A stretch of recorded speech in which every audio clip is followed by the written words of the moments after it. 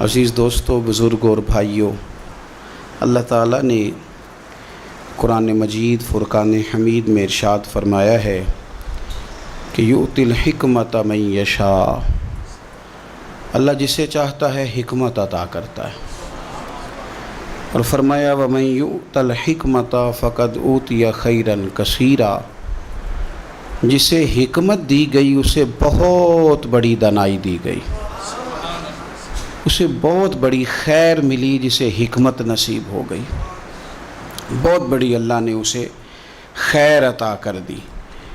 پہلے تو فرمایا کہ حکمت خدا کا فضل ہے، یؤتی الحکمت من یشاء، وہ جسے چاہتا ہے اسے عطا کرتا ہے اس کا فضل۔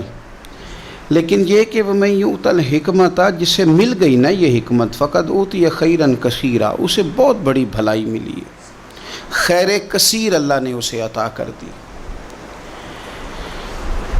حکمت کے معنی اور مفاہیم کتاب و سنت سے تلاش کریں گے تو حکمت سے مراد قرآن پاک بھی ہے، نبوت بھی ہے، تقوی بھی مراد ہے، فقہ بھی مراد ہے، لیکن عرف عام میں اصطلاح میں حکمت سے مراد دانائی ہوتا ہے، تدبر، معاملہ فہمی، سوچنا سمجھنا، غور کرنا، فقط جذبات کی رو میں نہ بہہ جانا بلکہ بہت ساری چیزوں کو گہرائی کے ساتھ سمجھنا۔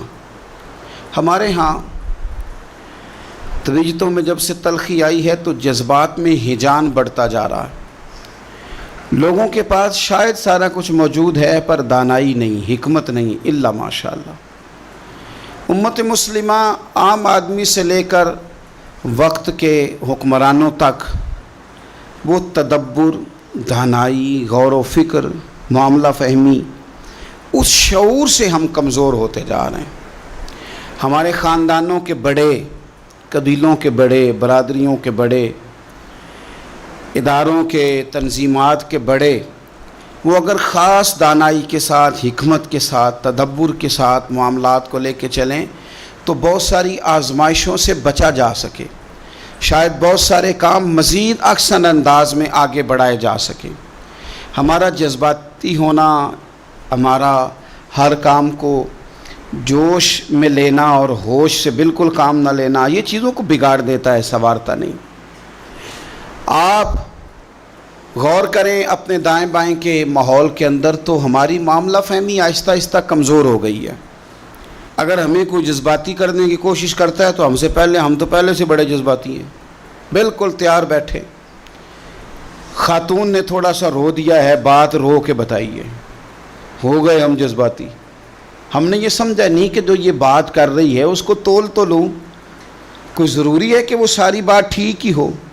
اس پر اگر مکمل تدبر کیا جاتا، اس کو اچھے طریقے سے پرکھا جاتا، پھر اس کے بعد اس کو بھی حوصلے کا کہا جاتا، خود بھی ذرا حکمت اور دانائی سے کام لیا جاتا، تو شاید ہم بہت ساری بزرگوں کی بے ادبیوں سے بچ جاتے، شاید گھر کو توڑنے سے بچا لیتے۔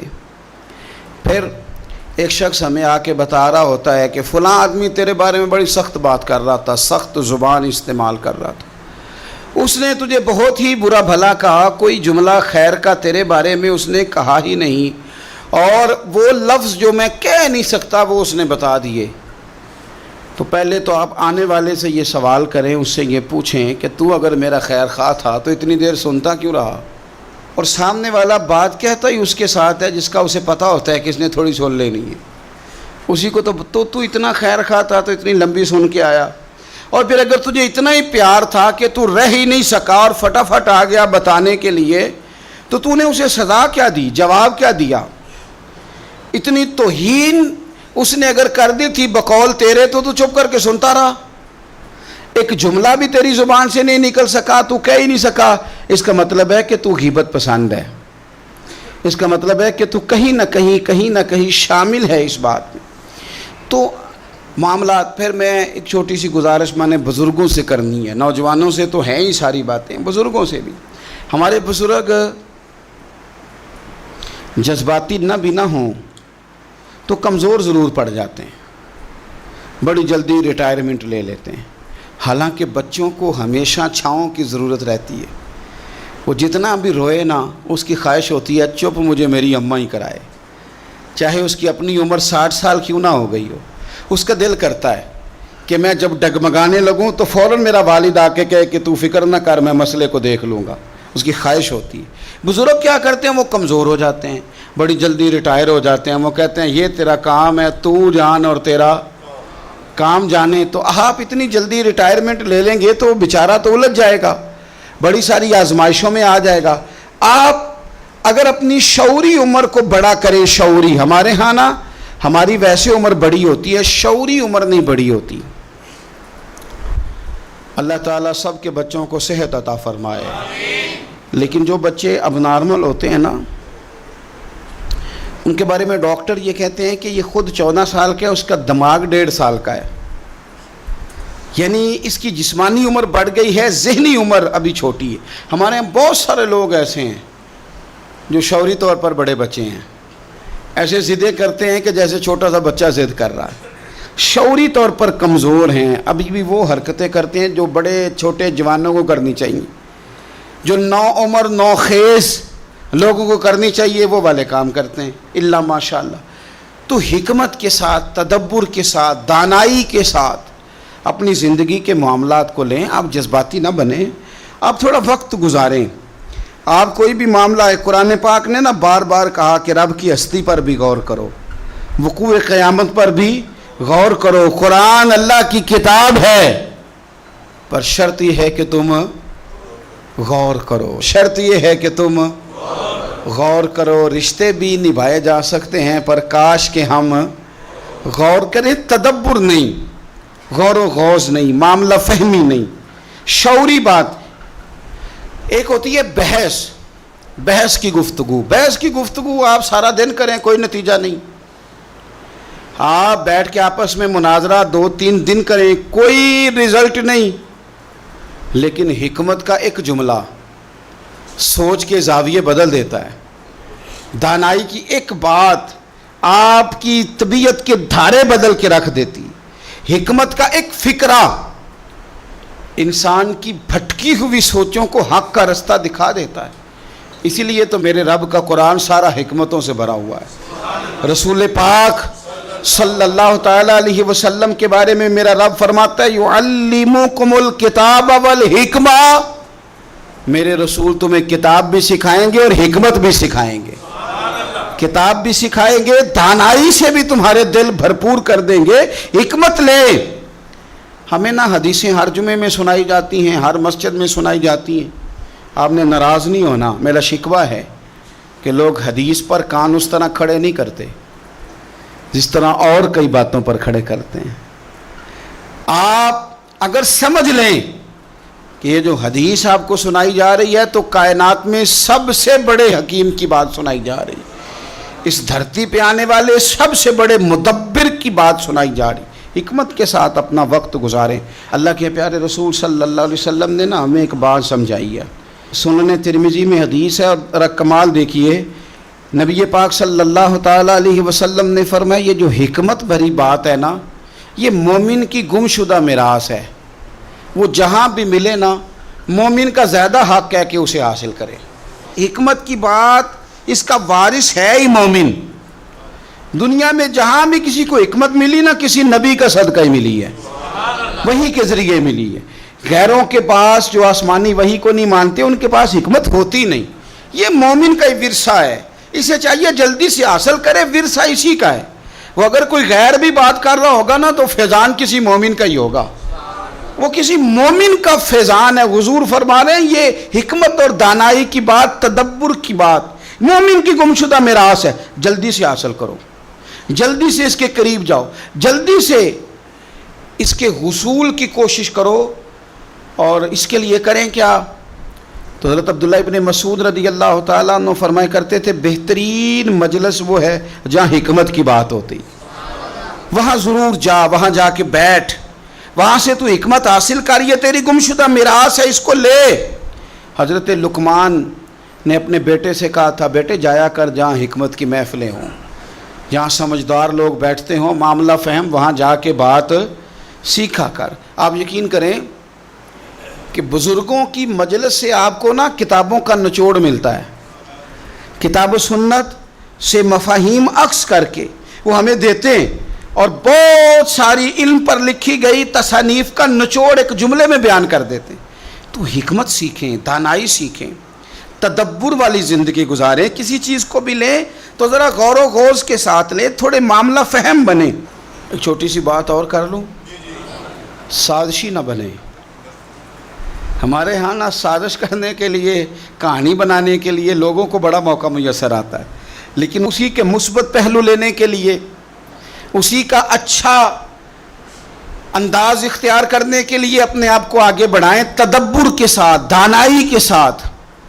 اور حضور نے تو یہاں تک فرمایا تھا کہ جس کے پاس تم حکمت دیکھو نا اس پر ناز کیا کرو، غبطہ کیا کرو کہ یہ بندہ سمجھدار ہے۔ سمجھدار لوگ کسی کو میسر آ جائیں تو بڑی غنیمت ہے، اگر کسی کو سیانا بندہ زندگی میں مل جائے تو بڑی غنیمت ہے۔ شکر ادا کرو اگر کوئی اچھا مشورہ دینے والا موجود ہے، اللہ کا شکر ادا کرو اگر کسی کے پاس کوئی ایسا شخص موجود ہے جو اسے صحیح راہ دیتا ہے، جو اچھا مشورہ دیتا ہے، جو خیر کی بات بتاتا ہے۔ میرے نبی پاک صلی اللہ علیہ وسلم فرمانے لگے، امام بہقی نے حدیث لکھی ہے، حضور فرمانے لگے کسی مسلمان بھائی کو حکمت کی بات بتا دینا یہ تیری طرف سے اس کے لیے بہترین تحفہ ہے، یہ تو نے اچھا تحفہ دیا ہے۔ اگر تو نے کسی کو دانائی والی بات بتا دی، حکمت والی بات بنا دی، اگر تو نے شعور اس کا صحیح کر دیا، شعور۔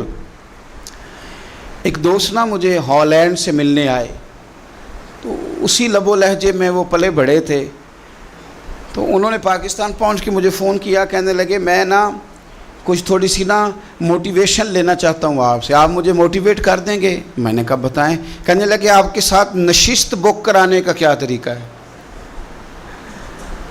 کتنے پیسے لگتے ہیں آپ کے ساتھ سیٹ بک کرانے میں؟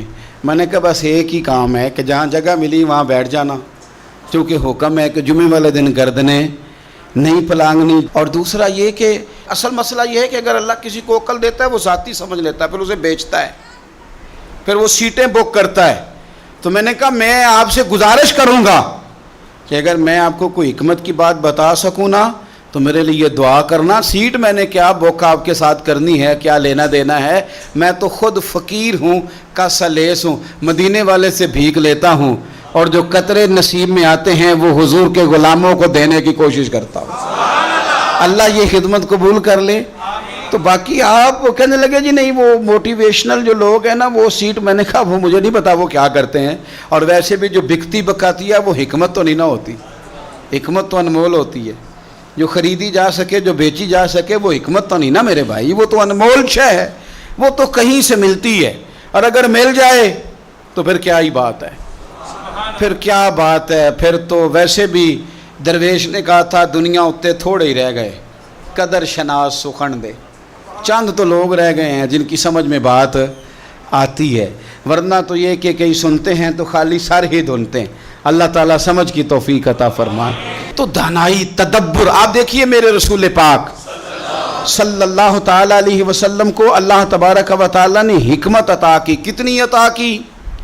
حضور کو شعور، بلندی، پختگی، معاملہ فہمی، تدبر، چیزوں کو پرکھنا کتنی عطا کی۔ شیخ عبدالاقصی محدث دہلوی شیخ محقق رحمۃ اللہ علیہ فرماتے ہیں اللہ نے عقل کے 1000 حصے کیے ہیں اور 999 حصے عقل اللہ نے اپنے رسول کو عطا فرمائی ہے صلی اللہ تعالیٰ علیہ وسلم۔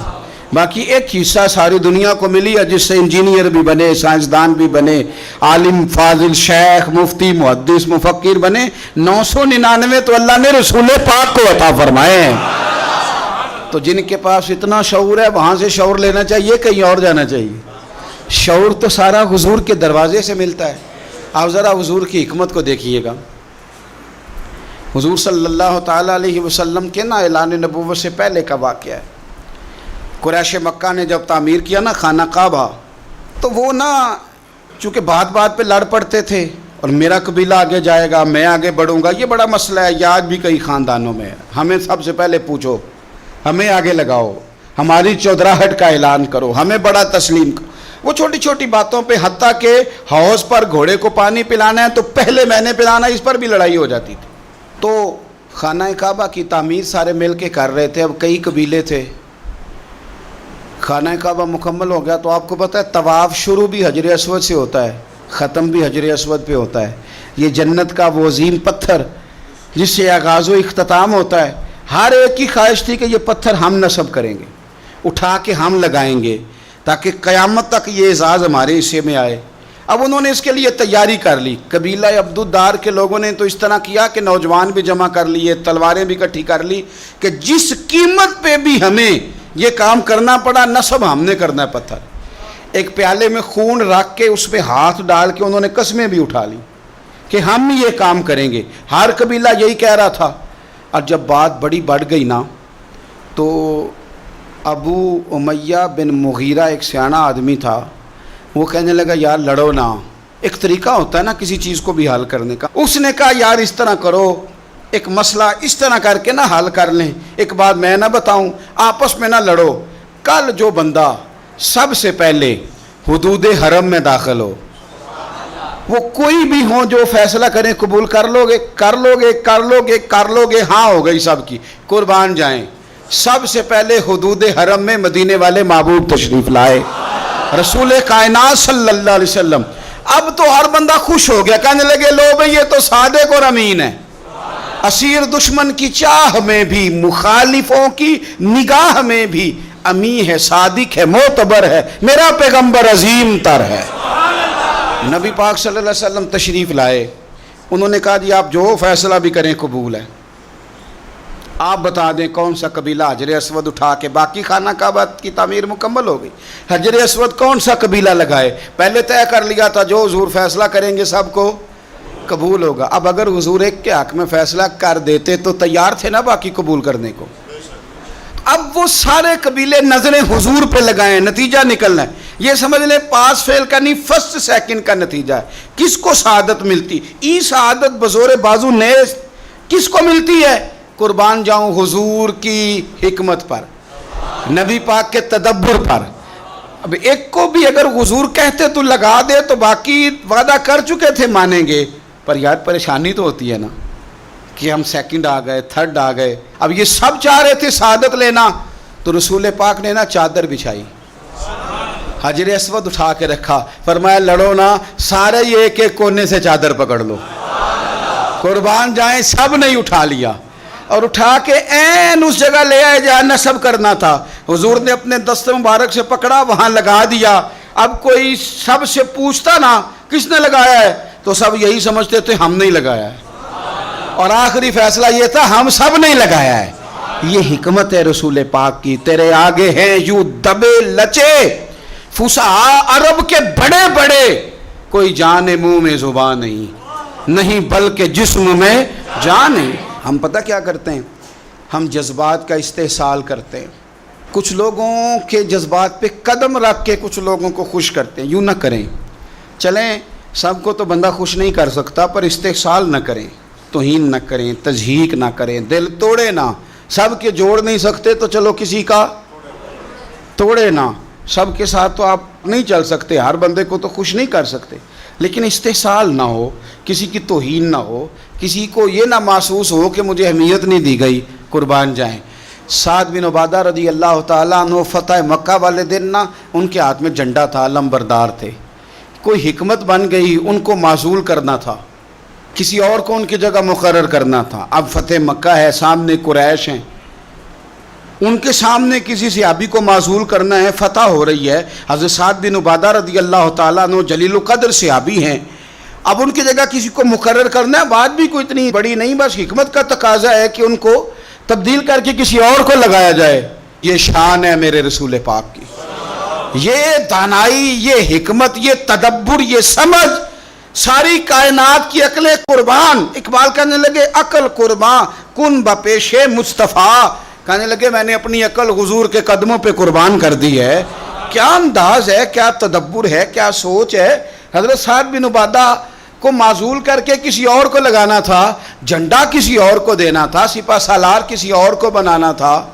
پتہ ہے حضور نے کیا کیا؟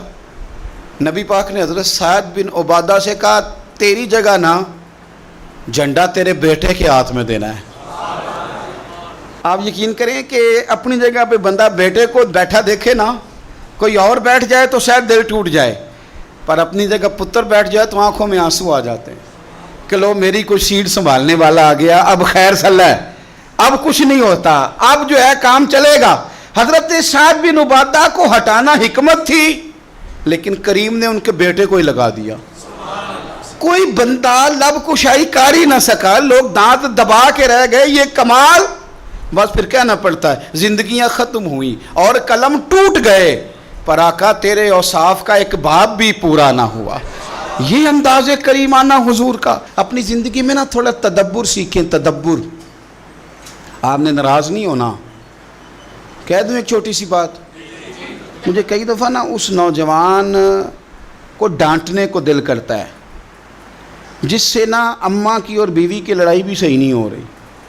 میں کہتا ہوں یار تجھے اللہ نے شعور دیا ہے، تو نے تو دنیا کو فتح کرنا تھا اور تو یہیں الجھ کر رہ گیا ہے۔ وہ مہربانی کریں جی کوئی دعا کر دیں، کس کے لیے؟ بیوی سیانی ہو جائے، اماں سمجھ۔ تو میں کہتا ہوں نہ بھی سیانی ہو تو پھر بھی گزارا کریں۔ آپ کچھ بڑا کام کریں زندگی میں، آپ کچھ انقلاب قوم کے لیے، ملت کے لیے، مذہب کے لیے، نظریے کے لیے، یہیں الجھے رہنا ہے ساری زندگی۔ آگے بڑھیں، اتنی بھی شعور ہمارے پاس تدبر کی کمی آ جائے کہ گھر کا نظام بھی ہم سے ٹھیک نہ ہو، یہ ٹینشن لے کے ہی ہم بال سفید کر کے بیٹھ جائیں۔ تدبر کا معاملہ کریں، حکمت کا معاملہ کریں۔ بیوی کا اور اماں کا اتنا مقابلہ نہیں ہوتا جتنا سوکنوں کا مقابلہ ہوتا ہے، سوتن کا جتنا مقابلہ ہوتا ہے۔ تو رسول پاک کی بارگاہ میں تو 11 ازواج مطہرات رہتی تھی، 9 بیک وقت موجود ہوتی تھی۔ تو تدبر کے ساتھ حضور نے سب کے حقوق ادا کیے، حکمت کے ساتھ سب کے جذبات کا خیال رکھا، ہر ایک کو حضور نے شان دی۔ تو نے ہر شخص کی قسمت میں یہ عزت لکھی اور آخری خطبے کی صورت میں نصیحت لکھی۔ حضور نے ہر ایک کو عظمتوں سے نوازا، شان عطا فرما۔ ہم کیا ہیں؟ الجھ گئے، چھوٹا سا مسئلہ حل ہی نہیں ہو رہا۔ تھوڑا تدبر دکھائیں، تھوڑی سوچ آپ بڑی کریں، تھوڑا حوصلہ۔ اور اس کے لیے نا سب سے زیادہ سہنا اس نے ہے جو سب سے زیادہ سیانا ہے، جو سب سے زیادہ، ہاں یہ اگرچہ پنجابی کا جملہ ہے پر میں نے اس کو پورا نچوڑا ہے، اس کو میں نے نچوڑا ہے، اور یہ بالکل سچی بات ہے کہ عقل ہوئے تھے، ہاں جو سیانا ہے وہ بہرحال پریشان تو عقل ہوئے تھے۔ اگلی گل میں نہیں جے کرنی، وہ تو انہوں پتہ ہے، لیکن عقل ہوئے تھے پھر تے سوچا چنگیاں نے، اتنی بری چیز۔ آپ یقین کریں جو سیانا ہے، جو سمجھدار ہے، وہ سب کی سنتا ہے۔ کئی دفعہ دل کرتا ہے اپنی بھی کہنے کو، لیکن نہیں کہہ پاتے، کوئی حرج نہیں۔ جن کی سن رہے ہیں ان کو تو تسلی ہو رہی ہے نا، وہ تو سکون میں ہے کہ نہیں۔ تو تدبر والی، حکمت والی، دیکھیں حضور کا طریقہ نور دیکھیں ذرا۔ غزوہ حنین کے موقع پہ نا، حنین کے موقع پہ بہت سارا مال غنیمت آیا۔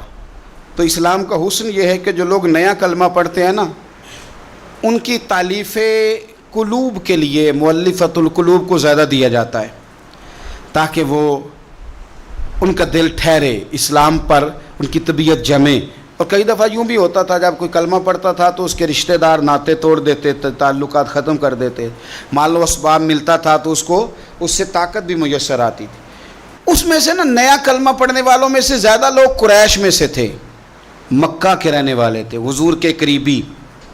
ان کو جب زیادہ مال ملا نا تو مدینے میں سے کچھ نوجوانوں نے کہا کہ جہاد کی باری آتی ہے تو ہم اگلی صفوں میں ہوتے ہیں، اور مال بٹا ہے تو ان کو زیادہ ملا ہے۔ ایک نے یہاں تک کہہ دیا کہ ہماری تو تلواروں سے ابھی بھی خون ٹپک رہا ہے اور مال ان کو زیادہ مل گیا ہے۔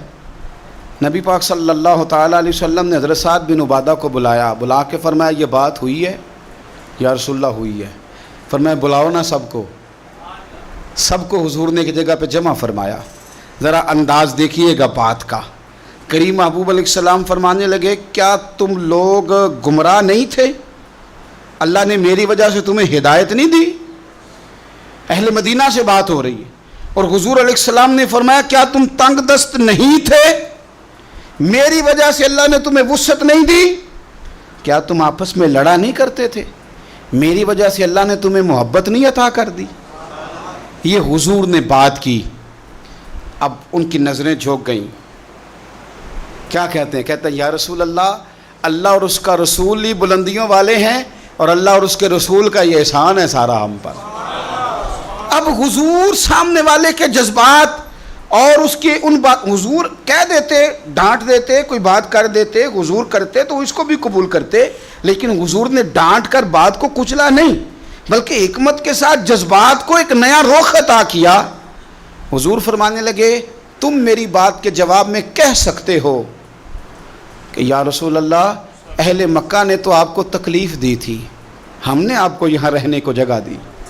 تم کہہ سکتے ہو کہ یا رسول اللہ صلی اللہ علیہ وسلم یہ تلواریں لے کے آئے تھے، ہم تھے جو دفاع میں آگے بڑھے۔ تم کہہ سکتے ہو کہ ہم نے مال اسباب آپ کی خدمت میں، تم کہو نہ کہو۔ وہ رو پڑے، کہا نہیں حضور، ہم کون ہوتے ہیں؟ یہ تو اللہ رسول کا احسان ہے، یہ تو اللہ رسول کی بلندیاں ہیں۔ اب وہ باتیں نہ، پہلے ان کے جذبات اور تھے، اب بات آنسوؤں میں آ گئی، درد میں آ گئی، رو پڑے۔ عاشق دا کام ہی رونا تونا تے بنا رویوں نہیں منظوری۔ یہ عاشق سدا ہی روندا رہندا ہے، پاویں وصل ہوئے پاویں دوری۔ وہ رو پڑے نا تو اب حضور نے ایک جملہ کہا جو ساری صورتحال ہی بدل گیا۔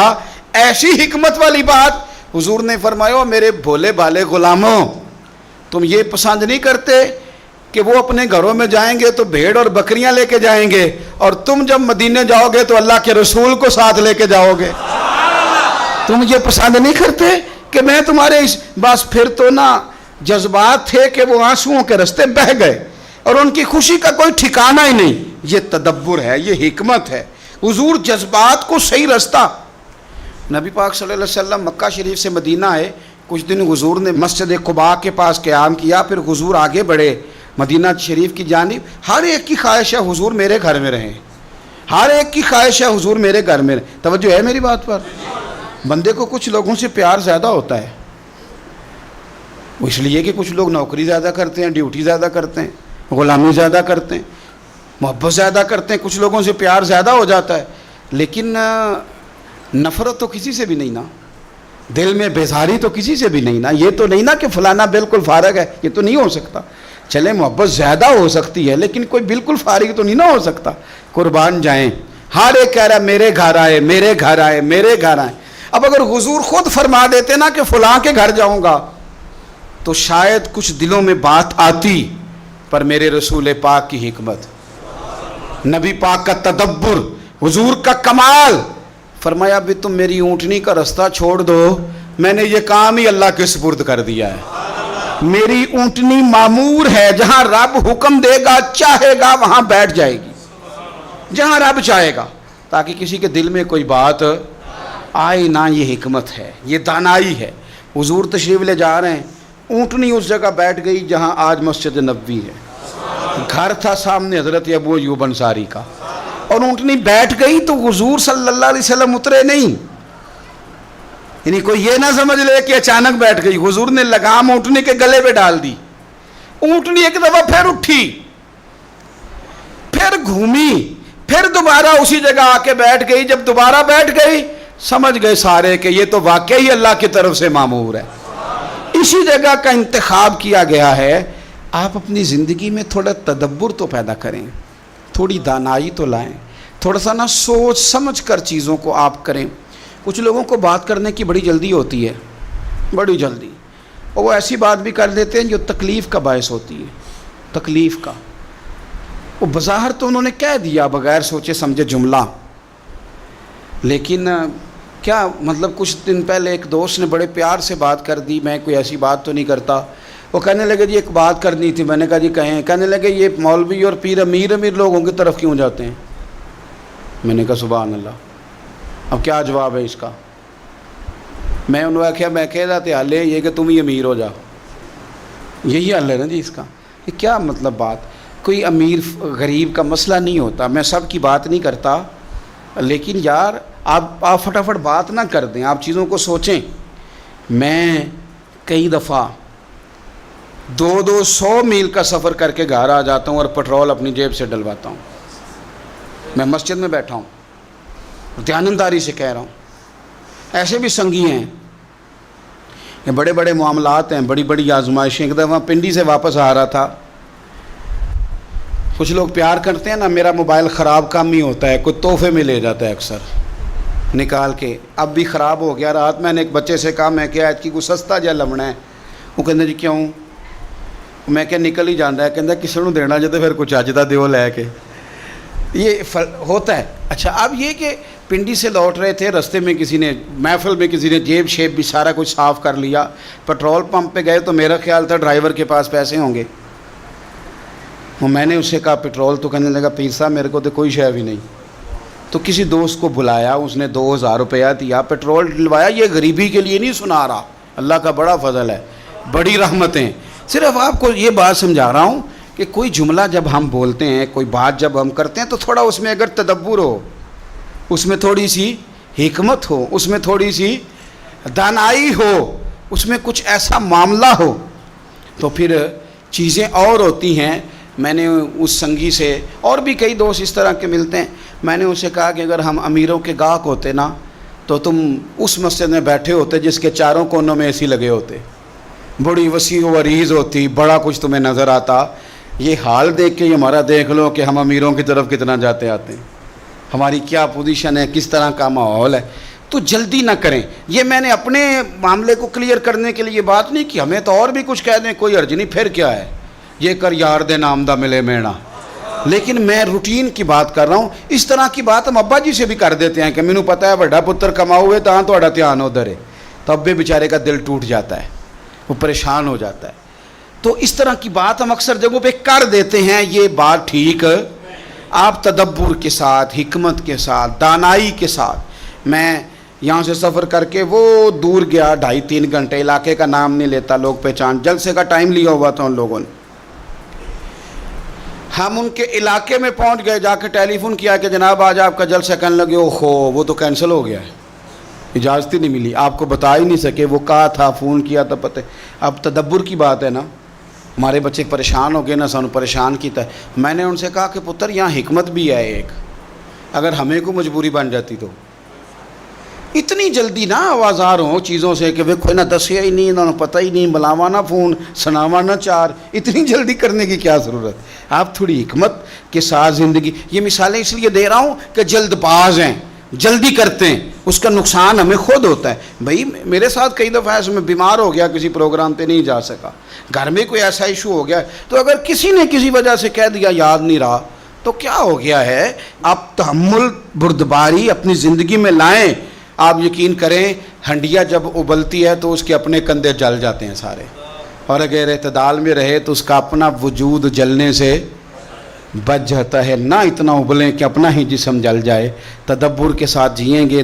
ہم تو ماننے والے ہی اس دین کے ہیں جو دین حکمت والا ہے. یؤتی الحکمت من یشاء، اللہ جسے چاہتا ہے حکمت عطا کرتا ہے. ومن یؤت الحکمت فقد اوتی خیرا کثیرا، اور جسے حکمت دی گئی اسے بڑی ہی خیر دی گئی. اللہ تعالی ہمیں حضور کی غلامی میں حکمت عطا فرمائے. آخر دعوانا ان الحمد